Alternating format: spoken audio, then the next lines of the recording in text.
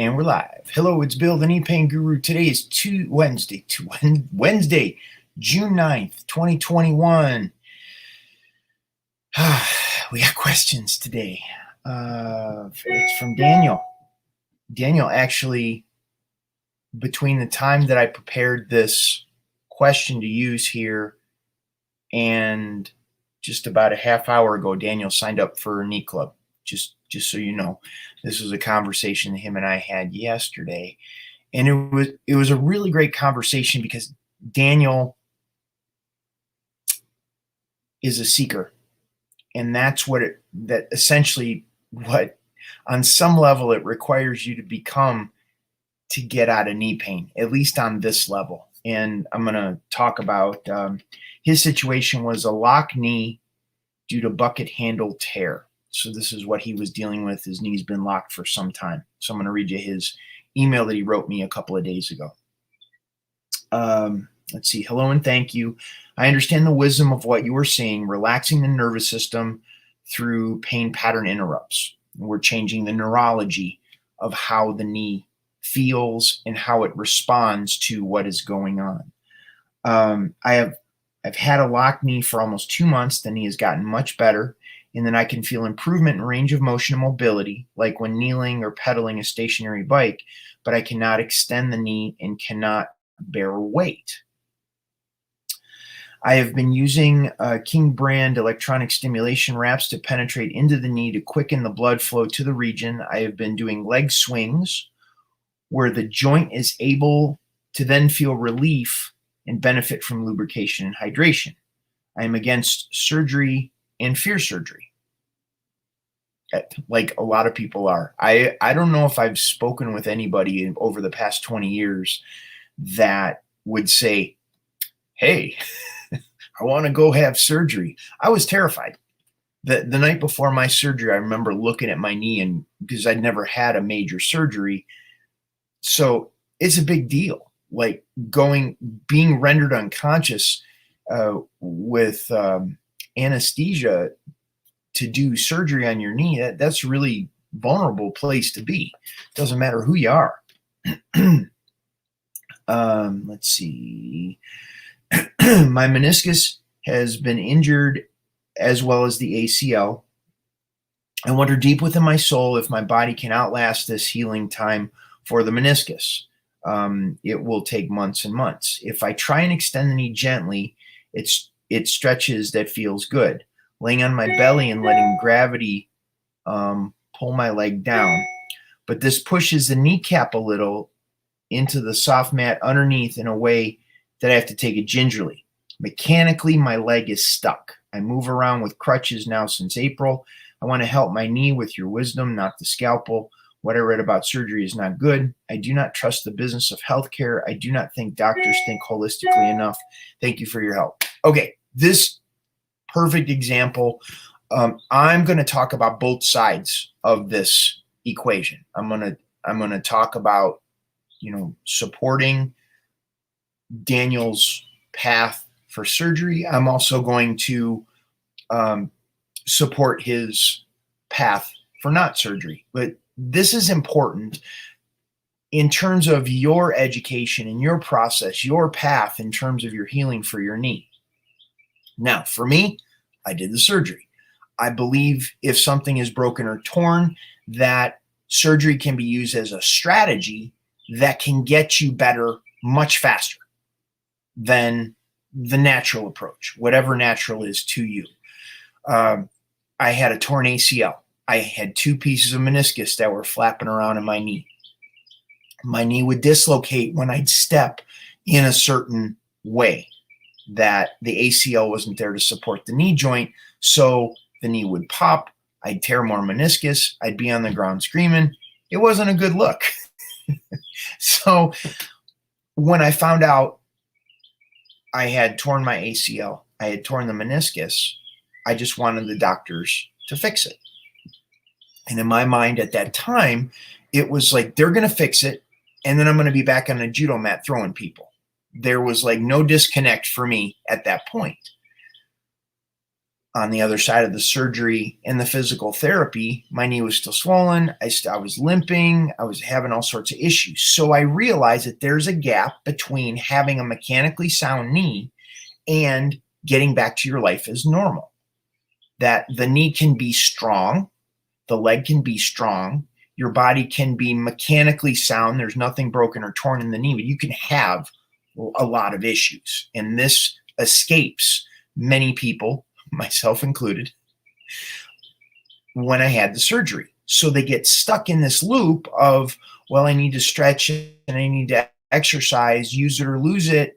And they set up this condition in their body, in their knee, in their legs, in their nervous system that sets up the conditions where they're trying really hard to get out of pain and it's not improving.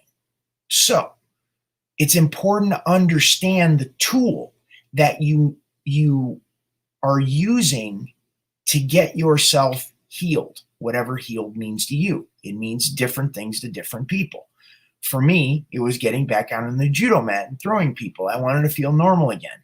I wanted to be able to have my heel touch my butt again. I wanted to be able to run and exercise without feeling fatigued and sweating, just getting from the bedroom to the kitchen. So back to Daniel's situation. Daniel was diagnosed with a bucket handle tear in his knee. He has damage to his ACL. He firmly believes, terrified of surgery, has his thing with the Western medical model, which many people do, and rightly so. There's lots of reasons to mistrust. However, we have to go and understand that not all doctors are the same. And there are strategies we can use to find a really great doctor to do an outpatient arthroscopic surgery that would help Daniel's knee get him healed faster. So what we're doing is we're setting up all of the resources available, all of our assets available to us in terms of getting Daniel to a place of feeling normal again. Just a little context, what isn't in the email is it was a bicycle accident. And that's what happened with all of this.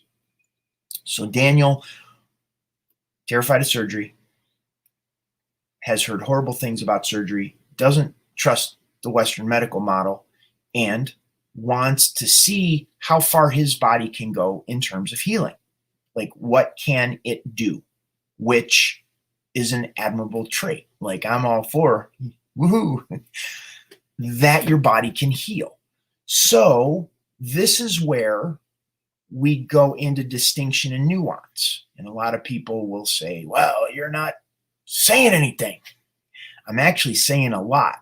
Your ability to understand and comprehend nuance in these conversations is key.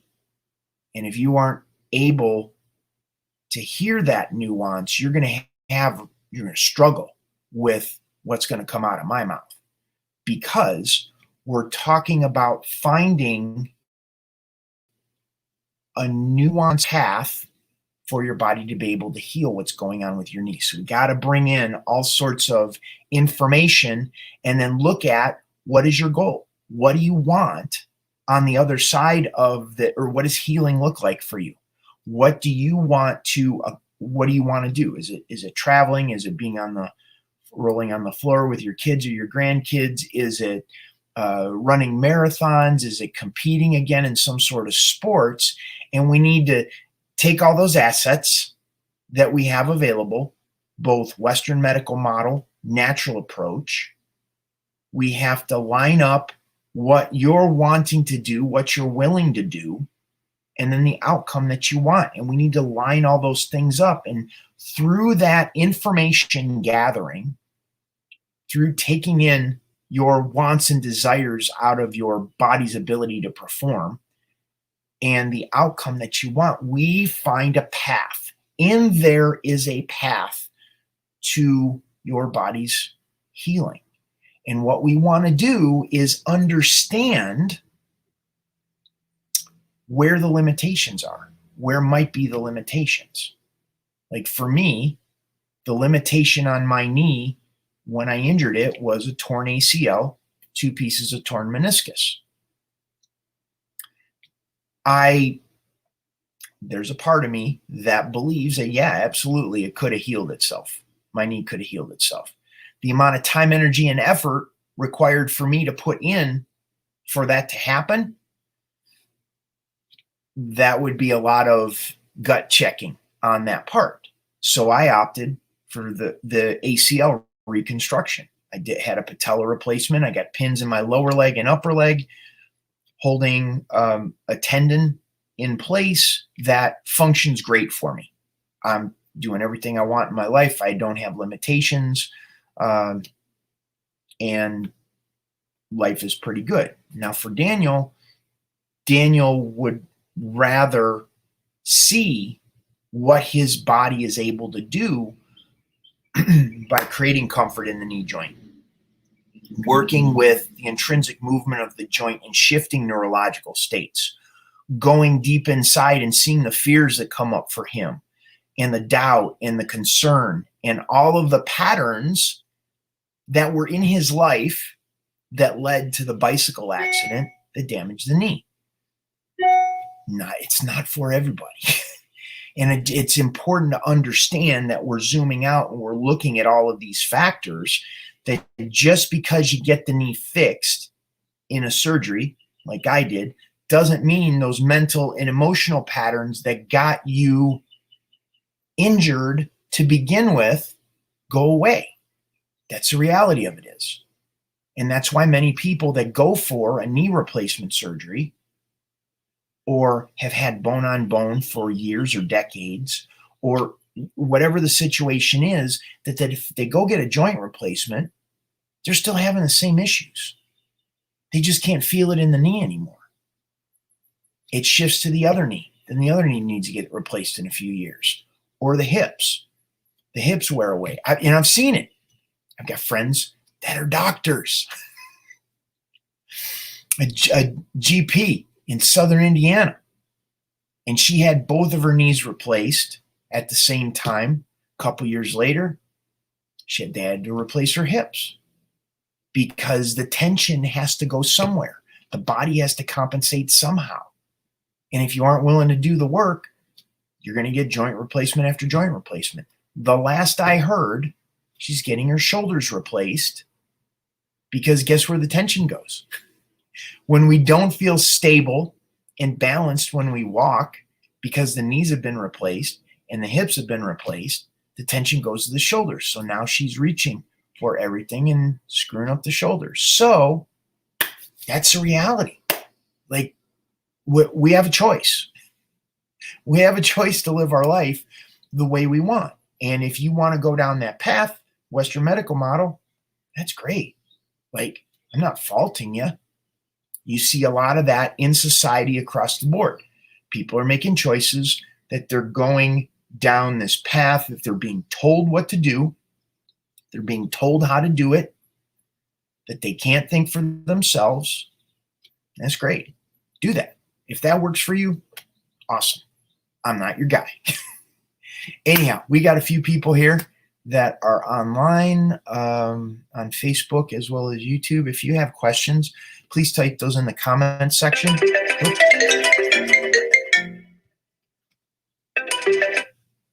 Okay, let's get back here. So, any questions? If you like the video, give it a thumbs up, like and subscribe to the Knee Pain Guru channel, turn on notifications for future videos. If you want to know what to do next, you can head on over to thekneepainguru.com, sign up for my newsletter.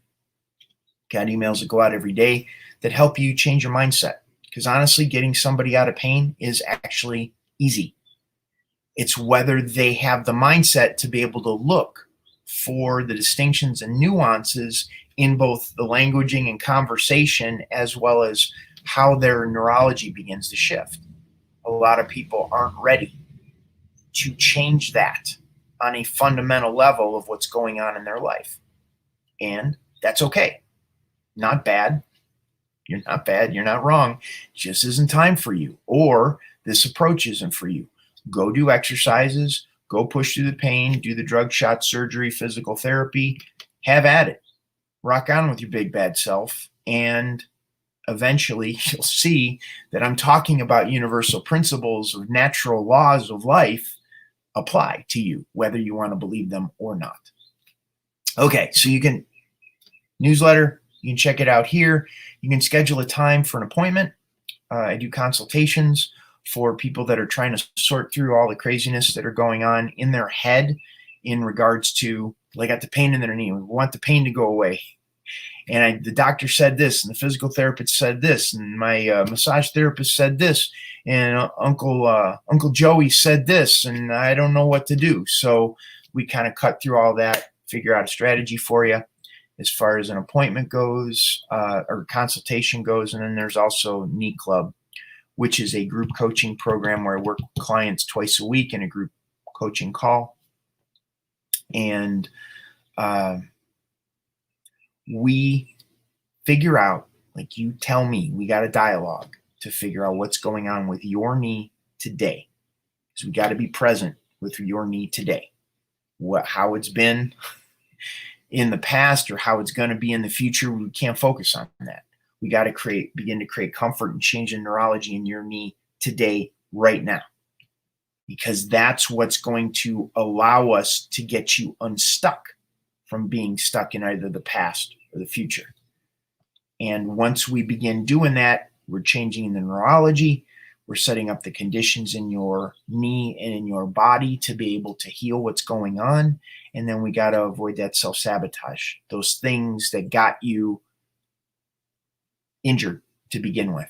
So we got to look at all of those things to kind of map it out and move you forward so you get unstuck and then you begin to see improvement. And you will see, like, the only difference between those that are successful with the program and those that aren't are the ones that are willing to put the energy, the time, energy, and effort into it. And it really doesn't take a lot of time because we're creating comfort. So I give you tools no matter where you're at. Standing, sitting, lying down, whatever it is, there's a way to create comfort in your neurology no matter what. So, okay, no comments, no questions, no nasty remarks. I usually get those later. Anyhow, if you're watching the replay and you would like to comment in there, I use those for future videos, so please feel free to do so. And let's see, today's Wednesday the 9th. Tomorrow, Thursday the 10th at 5 p.m. Eastern Time is our next Knee Club call. So, thank you all very much. Appreciate you. Appreciate you watching. Share this with your friends and family members and loved ones that limp. They're easy to spot. And I'll see you in the next video. Take care. Bye-bye.